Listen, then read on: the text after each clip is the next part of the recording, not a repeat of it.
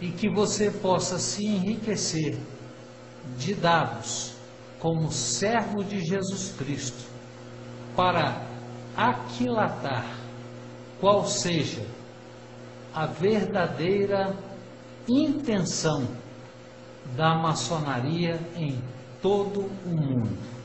O título da nossa palestra é O Servo de Jesus Cristo e a Maçonaria. A maçonaria foi organizada no dia 24 de junho de 1717.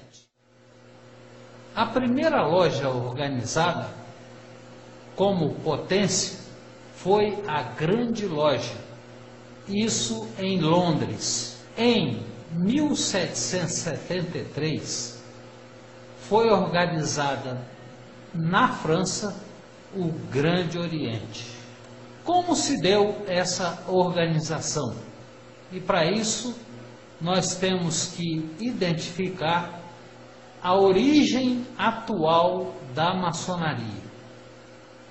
A maçonaria moderna ou especulativa teve seu início numa festa de São João, o dia mais sagrado dos Cavaleiros Templários, numa uisqueria, Goose and Gridon Taverna, quando 4 lojas se ajuntaram sobre a liderança dos reverendos John Desagulers e James Anderson, ambos pastores presbiterianos. A primeira coisa que nós precisamos aprender é que muitos entram na maçonaria, mas poucos, muito poucos, estudam e se aprofundam na maçonaria. A maioria está ali por status. É elegante, é chique, é um status, principalmente no interior, vestir um terno preto e ser reconhecido pela população como membro maçom. Outros entram dentro da loja à busca de proteção.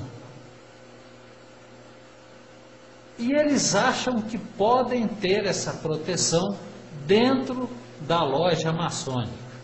Outros buscam a loja por curiosidade.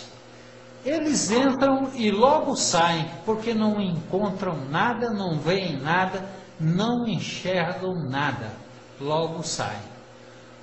Um grupo busca a loja por conhecimento. Esse desenvolve, cresce, chega aos mais altos graus e se aprofunda nos conhecimentos. Filosoficamente, a maçonaria hoje está centrada no ocultismo e satanismo. Por isso nós precisamos entender o que é ocultismo. Mas quando nós partimos para a definição de satanismo, aí então fica mais claro e mais popular para entender. Quando nós nos referimos ao satanismo, nós então estamos diretamente lidando com Satã, que é um dos nomes de Lúcifer. Hoje, a maçonaria enriqueceu-se muito com o livro de Alberto Pike. Este homem fez um divisor de águas entre a maçonaria antes de Alberto Pike e a maçonaria depois de Alberto Pike. O seu livro é considerado a Bíblia da maçonaria. E logo na sua capa, nós vemos que há uma expressão interessante. Deus meum que jus é uma expressão em latim que quer dizer o seguinte: Deus tem o seu direito de ser Deus enquanto eu também tenho meu direito de ser Deus. Este é um sentido. O outro sentido é que qualquer satanista ou ocultista que fizer no meio de muita gente essa colocação, Deus nenhum que jus, ele vai então ser identificado como satanista. Na verdade, esse livro, que se pensava ser uma peça da história, na verdade ele está muito ativo e continua ativo. Veja o que falou o chefe da maçonaria escocesa, que é uma das maçonarias mais fortes do mundo. Em 1989, ele disse: o ponto mais alto dos nossos ensinos é Moral e Dogma, o livro de Alberto Pike, a Bíblia da maçonaria. E esse livro já estava, na época, escrito há 100 anos. A maçonaria, na verdade, ela não está sozinha. Ela tem coadjuvantes. O primeiro grupo que se uniu à maçonaria foi o grupo das sociedades secretas e algumas altamente satânicas.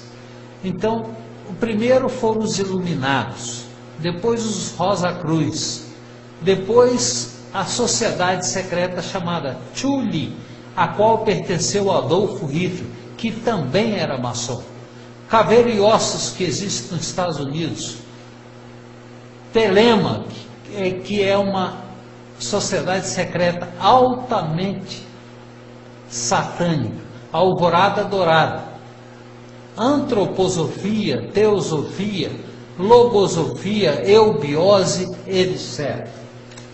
Helena Petrovna Blavatsky. Essa mulher foi uma das fundadoras da Nova Era.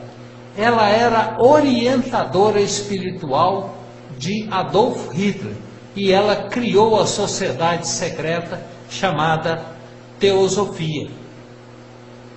Ela também, e perto dela outro grande expoente, Rudolf Steiner, foi outro que criou na Alemanha a sociedade chamada Antroposofia. É bom a gente entender logo de início que a maçonaria ela tem duas grandes divisões. Uma divisão é a chamada divisão visível. Por que visível? Porque é essa que todo mundo conhece. Presta ajuda, é solidária, socorre o necessitado, faz filantropia em todo o mundo. Enfim, há um companheirismo muito grande dentro da loja, até chega a impressionar em algumas lojas pela camaradagem e pelo apoio que existe entre um irmão e outro. E isso atrai, isso chama para junto de si muitos jovens senhores e os leva lá para dentro. Isso aí nós não vamos citar, mesmo porque todo mundo já conhece.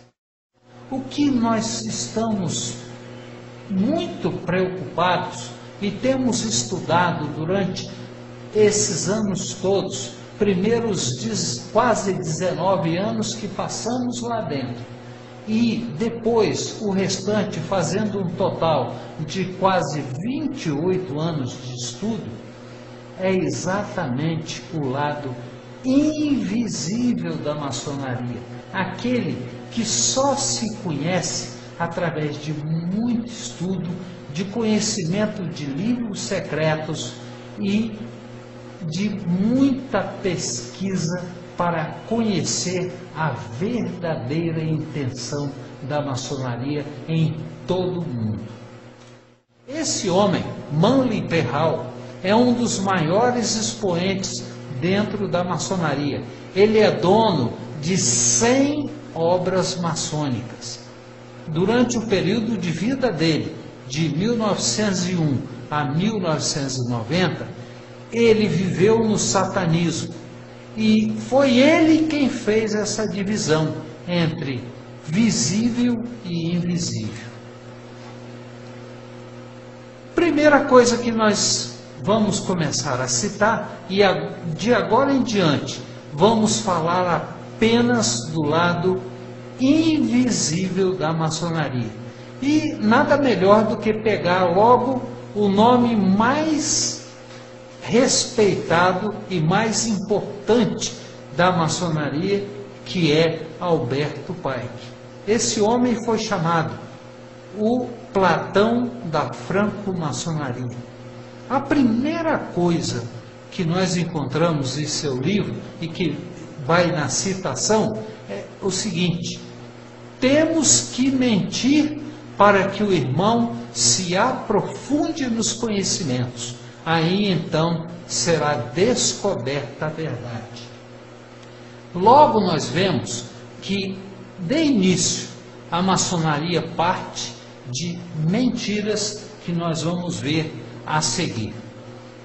Este homem também disse o seguinte: toda loja maçônica é um templo religioso e suas instruções são instruções religiosas.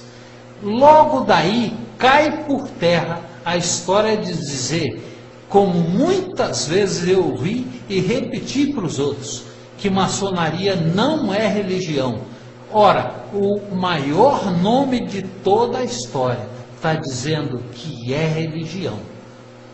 Uma outra coisa que nos choca logo de saída é a segunda afirmativa de Alberto Pike. Afirmamos aos cristãos que Jesus de Nazaré não foi nada mais que um homem. Sua história é história com é a falsa personificação de uma lenda. Logo de saída, quando a gente estuda o livro de Alberto Pike chamado Moral e Dogma e encontra essa verdade, ela nos coloca em xeque, porque como um servo de Jesus Cristo vai coabitar com essa expressão? Outra coisa séria